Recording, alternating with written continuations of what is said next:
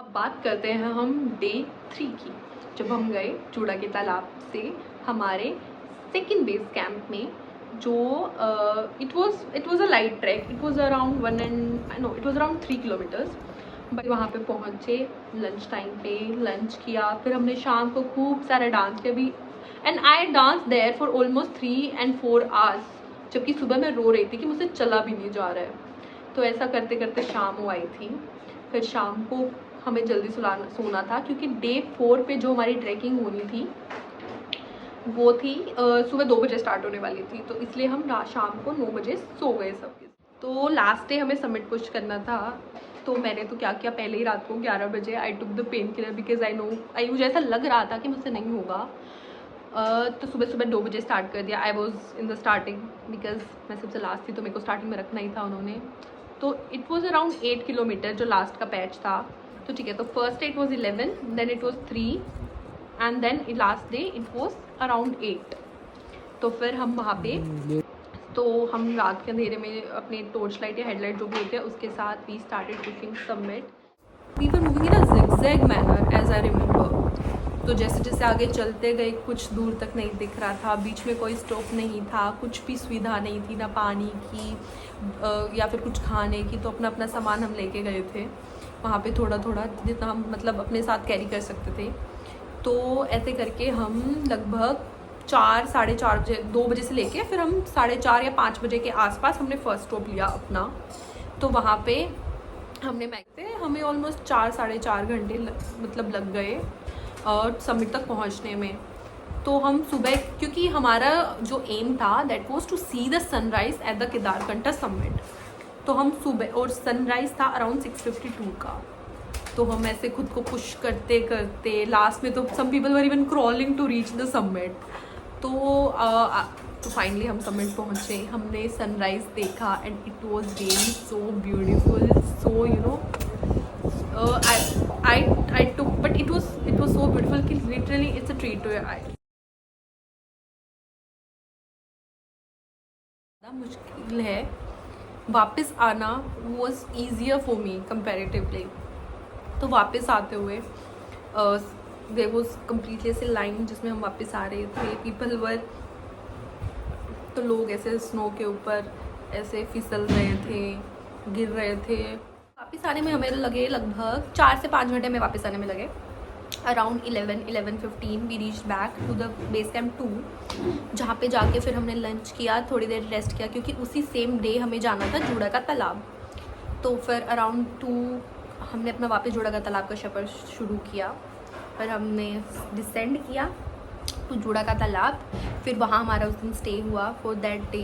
And उस दिन हम सब लोगों ने ऊनो खेला, अंताक्षरी खेली, डमशराज खेला, मतलब सब। बट क्योंकि देखो आपके पास नेटवर्क नहीं था, you were in no network zone, तो आप सब इतने अच्छे से मतलब बॉन्ड हो गया हम सब लोगों का कि उसके बाद हमने एक अनदर ट्रिप प्लान किया ऋषिकेश का।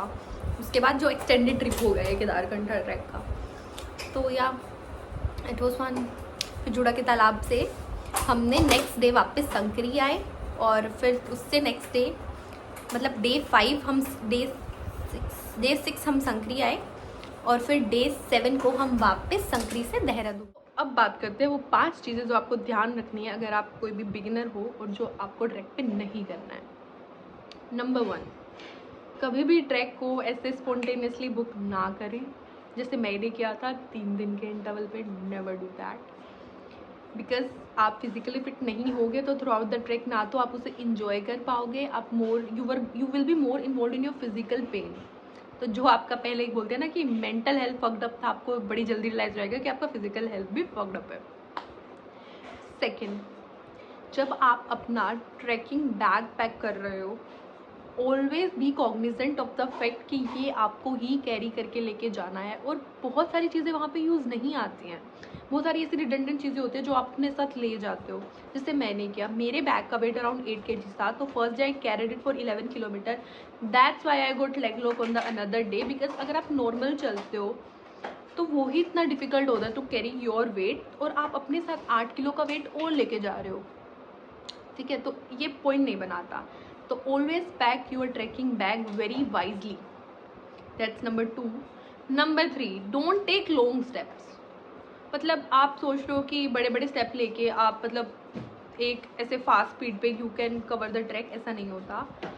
It's a slow and steady process. Take small steps, take rest at right times, because ये आपको थोड़ा थोड़ा थोड़ा थोड़ा करके कवर करना है. This is not a race कि आपको एक सबसे पहले ट्रैक ख़त्म करना है, बिकॉज आप उतना जल्दी एग्जॉस्ट हो जाओगे और ऐसा आपको नहीं करना है. Number 4, always eat healthy things during trek, and always have nuts and nuts and water with you during trek time. सबसे पहला तो आपकी एनर्जी बहुत एग्जॉस्ट होती है, आप बहुत ज़्यादा डिहाइड्रेटेड होते हो, तो अपने आप को रीहाइड्रेट करना बहुत ज़रूरी है. अदरवाइज़ आप नहीं पहुंच पाओगे. मतलब जैसे मैं हूँ, मुझे पानी पीने की आदत है ही नहीं, तो I got dehydrated, then I was given ORS and all other thing. तो अपने आप को रीहाइड्रेट करते रहना है, बीच में मंचिंग करते रहना है on healthy things, not on bad things, क्योंकि अगर आपका पेट खराब हो गया तो वहाँ पे फिर कोई ऑप्शन है नहीं. And last and the most important thing, don't take any medicine without any once advice. और अगर आपको कोई मेडिकल कंडीशन है तो you should tell it to your instructor. तो मुझे साइनस था, तो मैंने ये बात नहीं बताई थी, बिकॉज एल्टीट्यूड पे जाके इट बिकम्स वर्स, और शायद वो मुझे अलाउ भी नहीं करते. And I think that was very bad of me कि मैंने नहीं बताया, बिकॉज जब ऊपर जाके around 100 to 200 meter from the summit, I had sinus attack and there was some bleeding through my nose, so I got scared and then I told कि नहीं, मुझसे summit नहीं हो पाएगा, and I don't want to now risk my life, because throughout the thing anyways I was pushing myself, but ऊपर जाके at a point I was like कि नहीं, अब this I can't do. तो या तो आप और उससे और आपको कोई भी दवाई ऐसी नहीं लेनी है जो आपको रिएक्ट कर जाए ऊपर जाके. तो always ask your instructor before taking any kind of medicine. Yeah so these were the 5 things that I think you should take care of when you are going on a trek.